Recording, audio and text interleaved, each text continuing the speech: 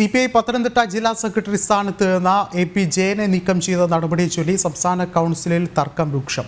ജയന്റെ വിശദീകരണം പൂർണ്ണമായി കേൾക്കാതെ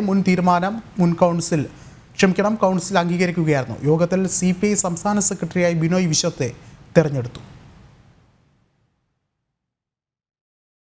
കഴിഞ്ഞ ദിവസം ചേർന്ന CPI സംസ്ഥാന എക്സിക്യൂട്ടീവ് യോഗമാണ് ബിനോയ് വിശ്വത്തെ പുതിയ സംസ്ഥാന സെക്രട്ടറിയായി നിർദ്ദേശിച്ചത്. ഇന്ന് ചേർന്ന സംസ്ഥാന കൗൺസിലിൽ ബിനോയ് വിശ്വത്തിന്റെ പേര് അഖിലേന്ത്യാ ജനറൽ സെക്രട്ടറി D രാജ നിർദ്ദേശിച്ചതോടെ തീരുമാനം പാർട്ടി അംഗീകരിച്ചു. പത്തനംതിട്ട ജില്ലാ സെക്രട്ടറി സ്ഥാനത്ത് നിന്ന് AP ജയനെ നീക്കം ചെയ്ത നടപടി യോഗത്തിൽ തർക്കത്തിനിടയാക്കി. ജയന്റെ വിശദീകരണം പൂർണ്ണമായി പാർട്ടി ഉൾക്കൊണ്ടില്ല എന്നതായിരുന്നു പ്രധാന വിമർശനം. എന്നാൽ നീക്കം ചെയ്ത നടപടി പുനഃപരിശോധിക്കാൻ പാർട്ടി നേതൃത്വം തയ്യാറായതുമില്ല.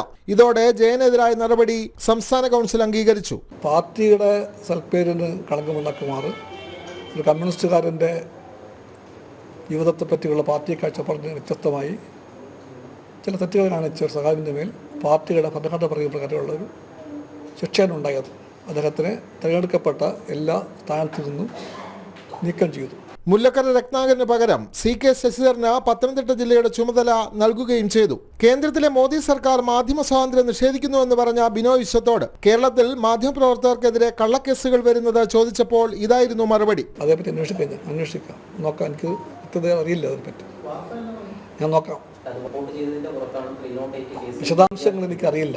രാഹുൽ ഗാന്ധി ഉണ്ടെങ്കിലും വയനാട് ലോക്സഭയിൽ CPI മത്സരിക്കും എന്ന് തന്നെയാണ് CPIയുടെ പുതിയ സംസ്ഥാന സെക്രട്ടറി പറഞ്ഞത്.